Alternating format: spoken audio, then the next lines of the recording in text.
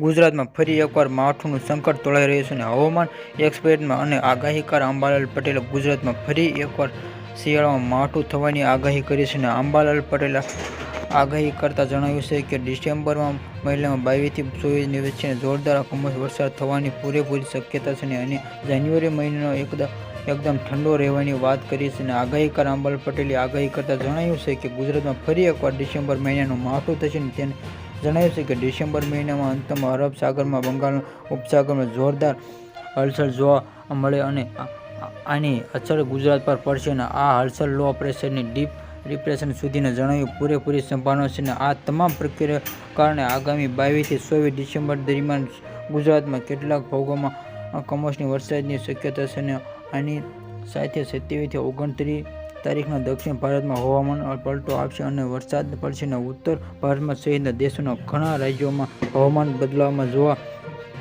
મળ્યું છે અને કેટલાક ધુમ્મસ ત્રિવેટી ભારતમાં જોવા મળે છે તો દક્ષિણ ભારતમાં કેટલાક સ્થળોમાં વરસાદ પડી રહ્યો. બીજી તરફ પૂર્વોત્તર રાજ્યોમાં હિમશીલ થઈ રહ્યું છે અને પૂર્વોત્તર રાજ્ય ધોધમારના કારણે નવજીવનમાં પ્રભાવિત થયું છે. અને હવામાન વિભાગે જણાવ્યું અનુસાર છેલ્લા 24 કલાક દરમિયાન દિલ્હી, હરિયાણા, પંજાબ, ચંદીગઢ, ઉત્તર રાજસ્થાનમાં અને ઉત્તર પ્રદેશમાં ઘણા ભાગોમાં 5 થી 10 સેલ્સિયસ તાપમાન નોંધાયું હતું અને સ્થળોમાં સવારે ધુમ્મસ મળી આવ્યું છે. હવામાન વિભાગે જણાવ્યું અનુસાર આગામી 24 કલાક દરમિયાન તમિલનાડુમાં, કેરળ, દક્ષિણ કર્ણાટક વિસ્તારમાં, લક્ષદ્વીપમાં અને આંદામાન નિકોબારના ટાપુઓ અને હળવાથી મધ્ય વરસાદ પડી શકે છે. અને હવામાન વિભાગ 16-17 જમ્મુ કાશ્મીરમાં મુદ્રા સહિત બાલ્ટિસમાં મુગસ પર્વતમાં વરસાદની હિમશીલ વરસાદની આગાહી. જમ્મુ કાશ્મીર અને હિમશીલ વરસાદના કારણે અત્યંત ઠંડીના સિવાય દેશના અન્ય ભાગોમાં હવામાન સામાન્ય રીતે વરસાદની સંભાવના છે.